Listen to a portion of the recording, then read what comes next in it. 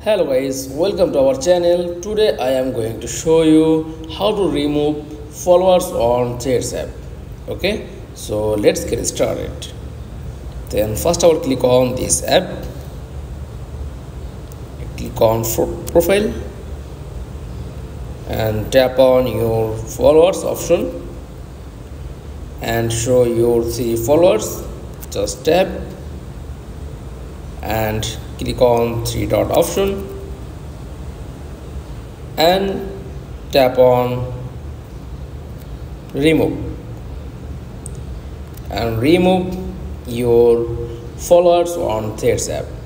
That's all. Thanks for watching. Please like, comments and subscribe. Thank you.